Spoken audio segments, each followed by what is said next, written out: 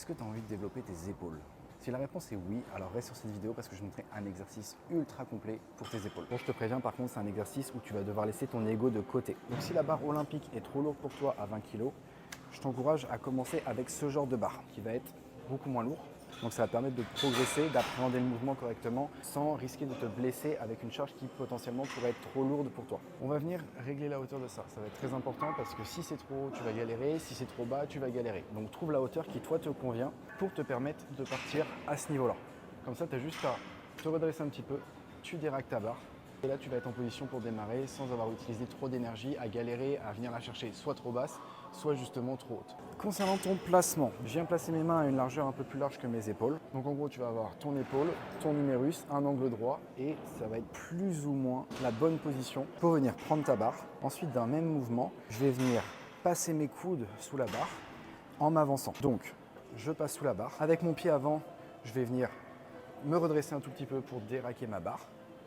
Je recule d'un pas. Tu trouves un écartement de pied qui te convient, avec lequel tu te sens confortable. Si mes pieds sont trop serrés, je ne vais pas être stable. D'accord? Là, quelqu'un me pousse, je tombe. Si je suis trop large aussi, là, tu vas être stable, mais tu ne vas pas non plus être ultra à l'aise. Donc, trouve-toi ton écartement. Voilà, pas trop large, pas trop serré. Je gaine bien mes abdos, je gaine bien mes fesses. Et ensuite, je viens pousser la barre au-dessus de ma tête. Pour être sûr d'avoir une bonne amplitude de mouvement, et ce qui peut t'aider, ça va être de légèrement bouger ta tête sur ce mouvement-là. Parce que si ma tête, je la laisse comme ça, si je descends, je prends la barre sur la tronche. Par contre, au moment où elle va descendre, je vais légèrement reculer ma tête pour laisser passer la barre, faire en sorte que ma barre soit proche de ma poitrine. C'est pas grave si elle n'y est pas, d'accord? Encore une fois, on est tous différents, on a tous une morpho-anate différente. Quelqu'un qui a des autoroutes en guise d'avant-bras, évidemment, il ne va pas pouvoir arriver avec la barre sur la poitrine. Donc évidemment, on écoute son corps. Là, on a un bon étirement sur les épaules. On a bien les abdos gainés, les fesses serrées. Et ensuite, on recule légèrement la tête pour pousser la barre de manière verticale.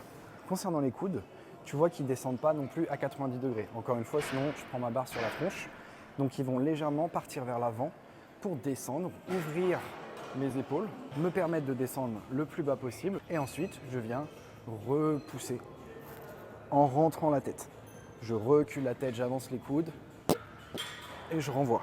Attention à ne pas t'aider de tes jambes. C'est un autre exercice, plutôt en crossfit, où ça va être un push-press, où tu vas prendre une impulsion pour monter ta barre. Là, nous, ce qu'on cherche, c'est de l'hypertrophie, c'est de prendre des épaules. Donc, le bas du corps va bien rester gainé, les pieds ne vont pas bouger, et ça va juste être à la force des épaules qu'on va lever la barre. Si tu as appris quelque chose, merci de lâcher ton plus beau like sur cette vidéo et de t'abonner pour encore plus de contenu.